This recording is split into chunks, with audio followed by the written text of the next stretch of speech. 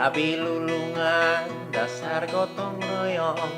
Sabi lulungan, sifat silih rojong. Sabi lulungan, nyenteng gula potong. Sabi lulungan, persatuan tembong. Sabi lulungan, dasar gotong royong. Sabi lulungan, sifat silih rojong. Sabi lulungan, nyenteng gula potong. Sabi lulungan, persatuan tembong. Oh, Sampurasun, Wilujeng Tepang, sareng abdi. Nami abdi Den Niki. Abdi urang Amerika. Tapi abdi atos lengi lami di Bandung. Atos genap tahun abdi calik di Bandung. Hatur nuhun pisan.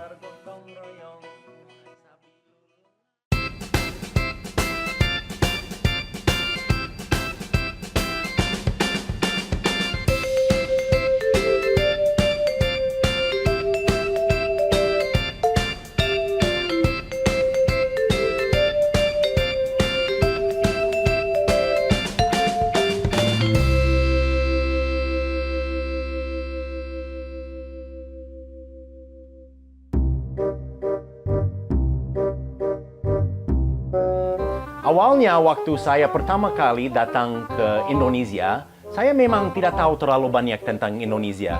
Dan saya tidak punya rencana lama untuk tinggal di Indonesia. Saya hanya datang untuk kerja, ada lowongan kerja dulu. Bukan di Bandung dulu, itu di Kalimantan. Saya datang ke Kalimantan, 1 tahun saya ngajar dulu. Saya pulang ke Amerika dan saya agak kangen sama Indonesia. Saya bisa bicara bahasa Indonesia dikit waktu 1 tahun itu. Terus saya balik lagi, ada kerja lagi. Nah, selama itu saya pemusik. Dan saya bisa main gitar, drum, dan bass, dan keyboard. Multi-instrument.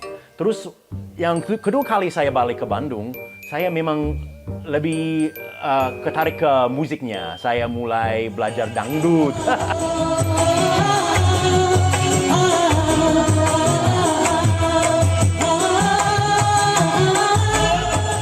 Keroncong dan degung dikit saya dengar sama musik rebab, cianjuran.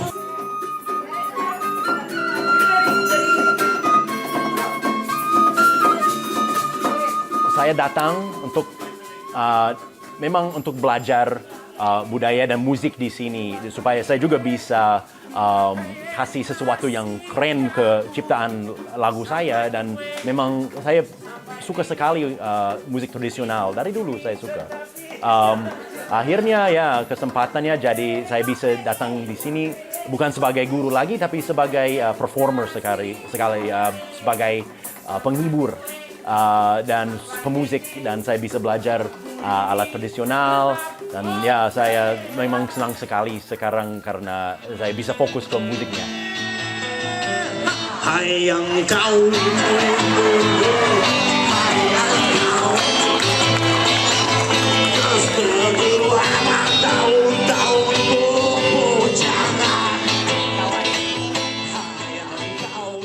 Memang ya seperti saya bilang dulu, saya suka musik tradisional karena di Amerika kita tidak punya seperti itu. Kita paling punya banjo, bluegrass, tapi itu nggak kuno sih. Itu hanya mungkin 200 tahun itu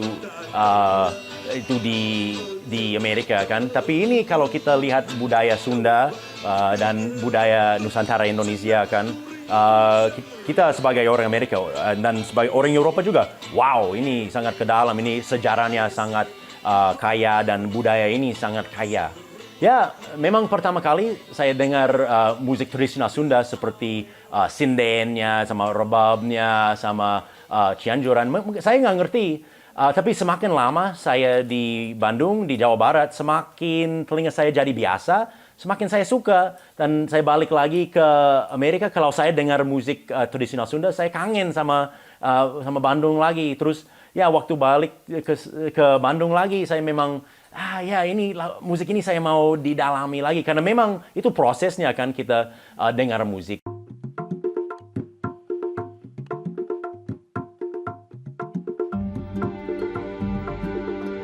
Pertama kali saya mau datang, mereka takut. Ibu saya bilang, Den, kamu yakin ya kamu mau ke negara ini? Dan waktu itu saya belum pernah ke Indonesia. Tapi saya bilang, ya mama, ya saya yakin ya. Terus saya datang, saya balik lagi. Waktu balik lagi, saya curhat sama ayah saya. Mungkin saya mau balik ke Indonesia. Dia bilang, kamu akan mati kalau kamu ke Indonesia. Ngapain kamu mau ke Indonesia? Kalau kamu senang di sini, kamu tidak akan senang di sana. Dia bilang sama saya, kamu akan mati di Indonesia. Saya dengar itu, aduh. Tapi akhirnya saya harus berani untuk dengar hati saya sendiri daripada ya mungkin nasihat orang lain.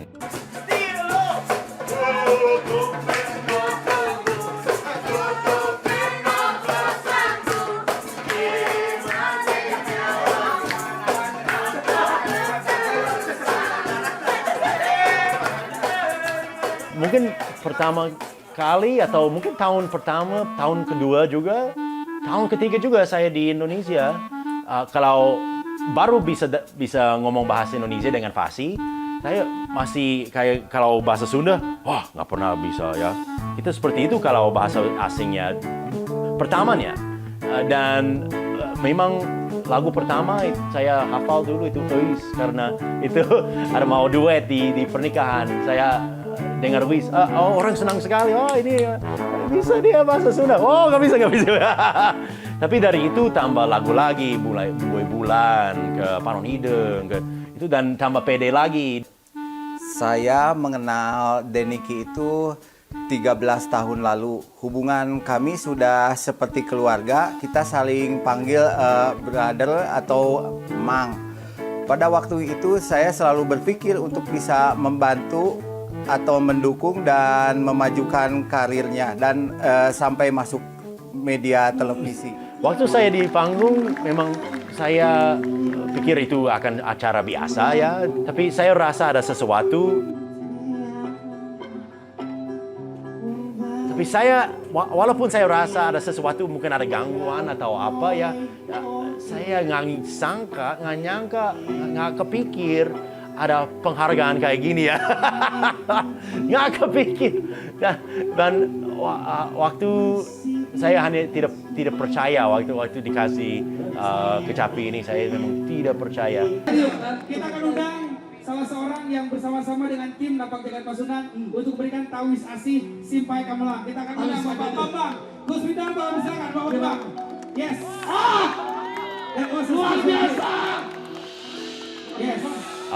Ya kalau saya orang yang bisa nangis, saya bisa nangis kan, tapi saya lebih ketawa dari nangis. Aku ketawa terus waktu di panggung, lihat ini kan ini, dan memang jadi sesuatu yang luar biasa di hidup saya, pengalaman yang mungkin pengalaman yang terbaik saya di selama 6 tahun ini ya. Ya teman-teman, mungkin sudah saksikan itu yang terjadi tadi, dikasih kecapi yang luar biasa. Saya memang nyangka ada penghargaan kayak gitu memang, dan buat kayak gini saya mau berterima kasih sama semua teman Sunda saya yang support selalu dengan ini, dan semua di Napak Jagat Pasundan yang di acara ini yang memang baik sekali sama saya dan kasih kesempatan ini di acara Napak Jagat Pasundan untuk belajar budaya Sunda lagi dan tambah ilmu lagi di sini. Semua teman-teman memang mau berterima kasih, hatur kenuhun.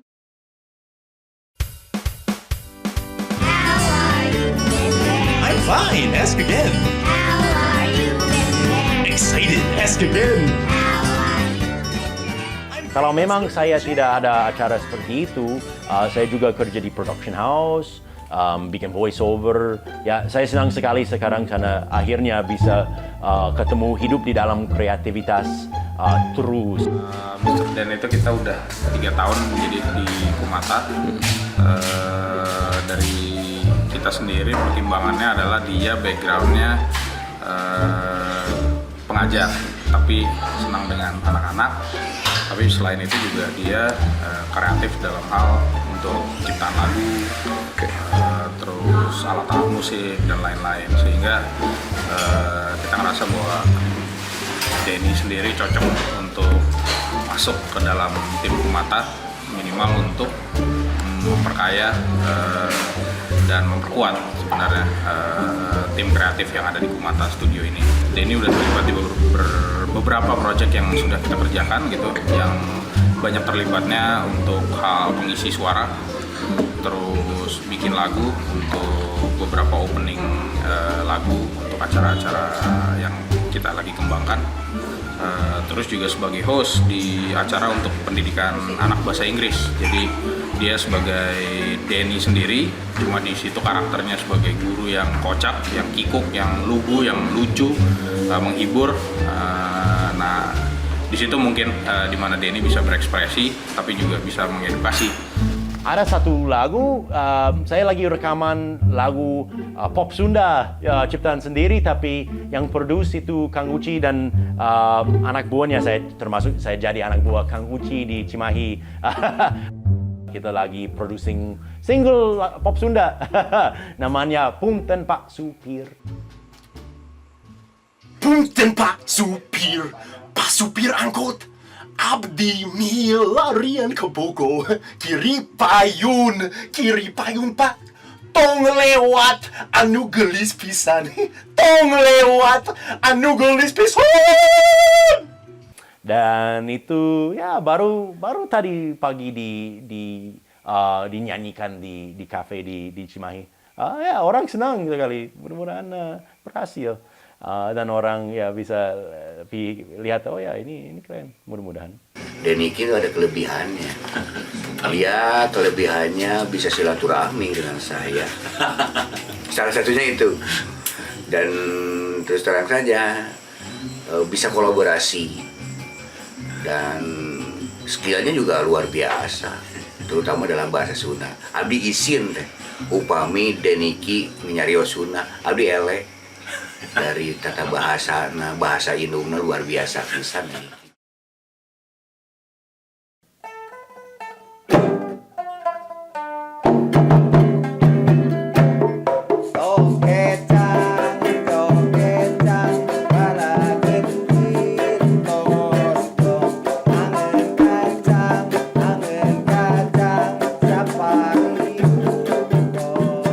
Mr. Dan yang saya kenal seorang yang entertainer, dia suka banget budaya Sunda, dia orang Amerika yang sudah lama di Indonesia. Dia belajar bahasa Sunda, Karawitan, juga mengajar bahasa Inggris. Dan dia sangat mencintai budaya kita.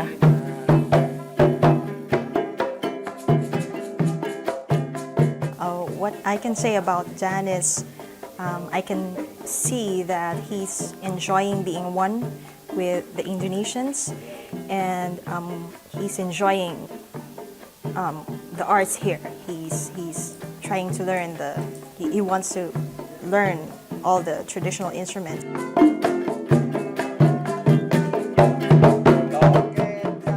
Ya, harapan saya untuk depan itu memang bisa maju terus. Maju terus untuk bikin orang Jawa Barat dan orang Indonesia lebih bangga jadi orang Indonesia.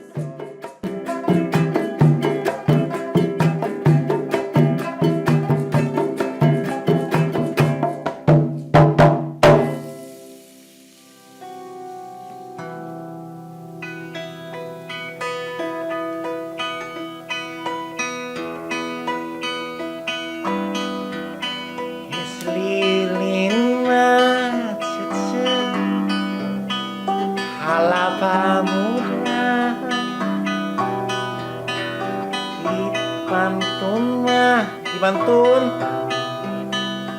Acipa ganti Abdi isin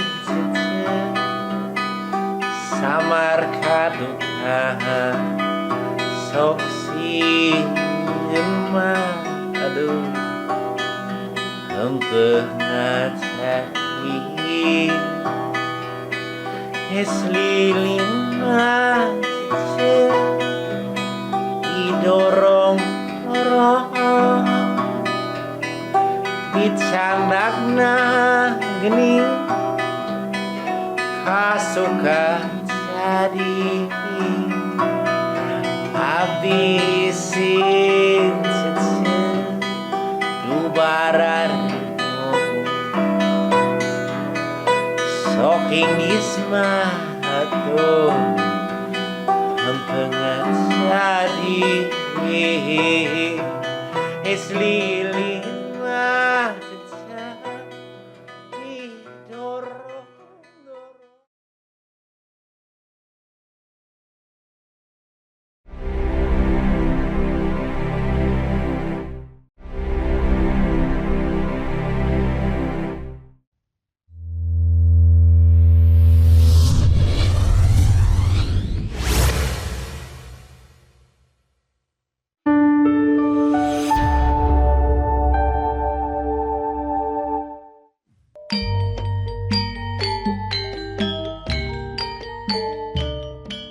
Sebenarnya Mojopahit itu batasnya di mana? Kalau nanti sudah ditemukan batasnya, kemudian akan diusulkan kepada pemerintah untuk ditetapkan sebagai kawasan cagar budaya nasional. Karena selama ini namanya daerah Mojopahit, di peninggalan Mojopahit itu kan dianggap sebagai aset nasional, tapi sama sekali belum diberlakukan secara nasional.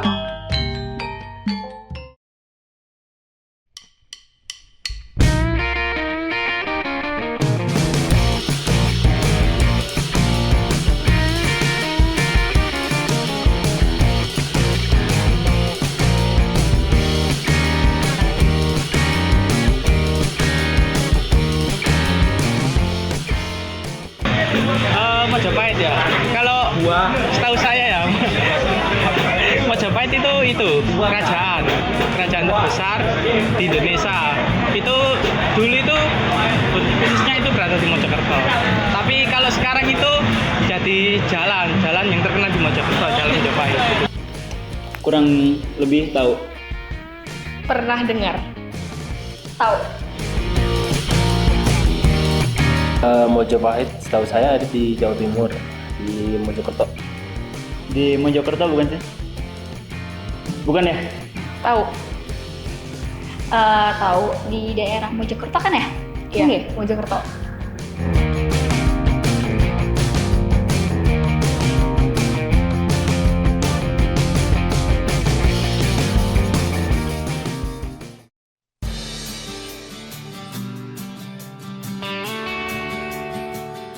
Selamat datang di Kabupaten Mojokerto. Saya Landika dan teman saya, Rani. Kami perwakilan dari Gus dan Yuk Kabupaten Mojokerto selaku Duta Wisata. Nah, saat ini kita sedang berada di salah satu peninggalan Kerajaan Majapahit, yaitu Kolam Segaran. Nah, Kolam Segaran yang konon digunakan untuk menjamu para tamu dari negeri asing yang datang ke Kerajaan Majapahit. Menurut keterangan Bapak Didi Hermawan, Kepala Museum Majapahit Mojokerto, kolam yang memiliki luas 6,5 hektar ini digunakan untuk menjamu para tamu dari negeri asing. Jadi konon, para tamu selamatan dengan peralatan makan dari emas, kemudian langsung melemparnya ke kolam untuk memberi kesan jika Majapahit merupakan kerajaan yang kaya dan sangat besar.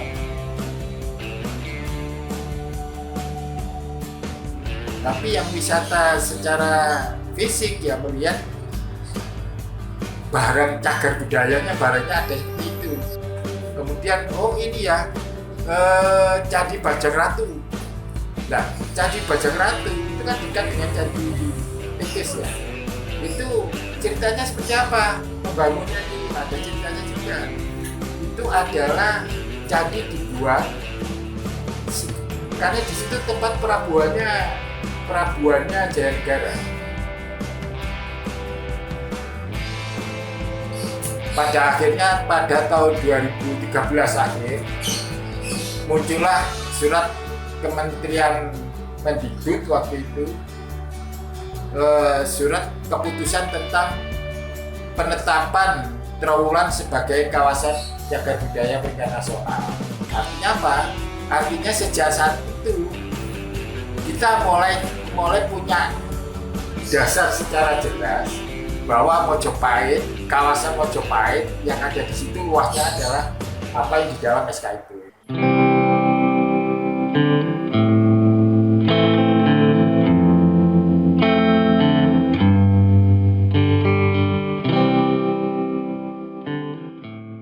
Kita Indonesia juga mempunyai kebudayaan yang sudah dilindungi ya seolah-olah oleh kerajaan Majapahit ketika itu. Sehingga hubungan antar perdagangan, hubungan politik, hubungan macam-macam itu terjadi. Nah memang naskah-naskah seperti Nada Agama, Sutasoma, dan lain-lainnya itu menyampaikan pikiran-pikiran mereka bahwa Bhinneka Tunggal Ika itu menjadi satu lambang dari mereka juga. Gitu. Dan dengan demikian kita harus toleran. Agama ini jangan bertengkar sama agama. Itulah Indonesia. Indonesia itu bukan Ambon saja, atau Ambon dan Jawa dan ini saja. Itulah yang semuanya. Dan karena itu bahasa Indonesia menjadi penting. Makanya Sumpah Pemuda kita berbangsa satu, berbahasa satu, Indonesia, dan harus bersatu melalui lambang Bhinneka Tunggal Ika. Dan ketika kita memulai demokrasi, nah itu berarti juga kita harus Bhinneka Tunggal Ika itu juga berguna. Cocoklah dengan keadaan yang kita miliki sekarang. Kita sadar nggak ada kemudian bisa sama. Semua kemudian berbeda tergantung kepada di mana dia berada. Maunya. Kalau mereka nggak mau jangan dipaksa. Itulah demokrasi. Menurut saya Bhinneka Tunggal penting supaya yang lain yang merasa tidak adil juga ngerti siapapun di sini boleh hidup. Jadi alam dan kebudayaan, manusia dan lingkungan terkait.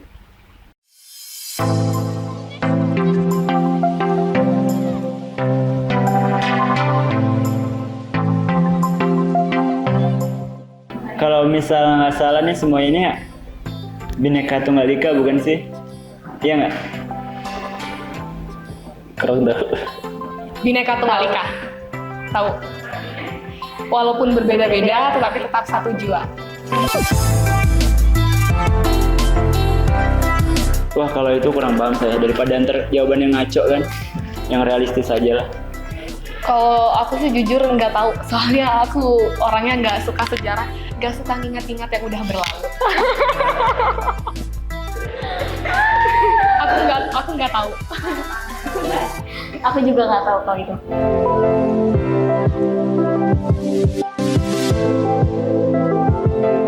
Sebenarnya kalau lebih baik ya hargailah perbedaan itu.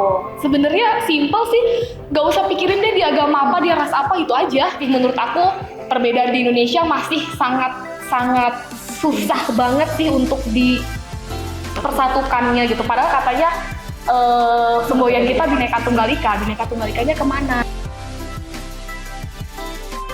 Selama generasi kita ini masih ada dan generasi kita ini emang bener mau merubah Indonesia jauh lebih baik lagi, ya mungkin ramalan itu bakal terus. Kalau dibilang optimis banget sih enggak banget, cuman ada kemungkinan iya berapa persen karena